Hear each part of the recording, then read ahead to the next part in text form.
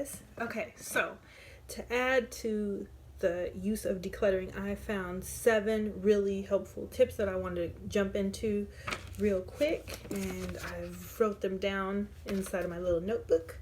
So the first one is to make sure everything you own has a home. So this is a loose term, and it can be as simple as putting your shoes on a shoe rack, having a dresser to put your clothes inside of. It can be something like having a key rack for all of your keys. Everything in your home should have its place. There shouldn't be anything that is just forced to be sitting on the side of the room. For instance, like things that you might commonly see, like a vacuum. The vacuum can be placed in a closet. So everything should find some sort of place. You've got large children's toys, put those inside a zippable storage container or a plastic storage container that could be housed under their bed. So there's different ways to deal with making sure everything has a home. And sometimes that home might not be a place that you expected.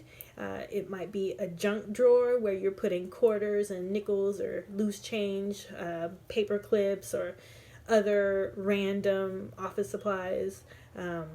Your mail, find one specific folder to store it in, or find some sort of shelf to set it on, or maybe some drawer to house it in.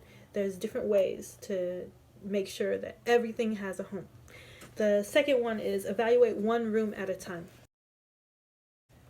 So this is something that I use because when you're looking at your whole house, it becomes overwhelming the amount of tasks that need to be done there. Most people have their kitchen, dining room, living room, at least a couple of bedrooms, a couple of bathrooms. Maybe you have an attic and have a basement, guest room.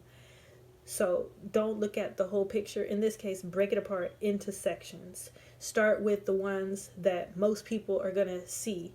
So for instance, me, I would start with the living room and I would start with the guest bathroom. Wherever your guests, wherever your visitors are going to see, those should be taken care of first.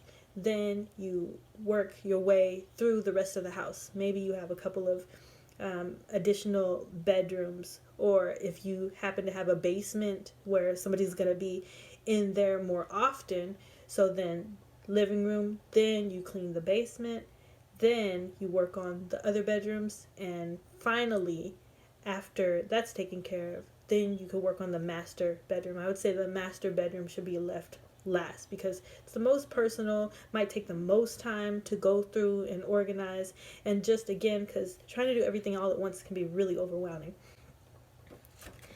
Edit your decor. So this, you might have some really nice stuff, but if you have too much nice stuff, it's still too much stuff at the end of the day. So if there's certain things that you really like and you're not sure what to get rid of, you can pick and choose and remove them, but don't get rid of them. Just put them away. So at least it's not as cluttered. And then, who knows, maybe in a couple of months you pull those back out and you can kind of rotate them.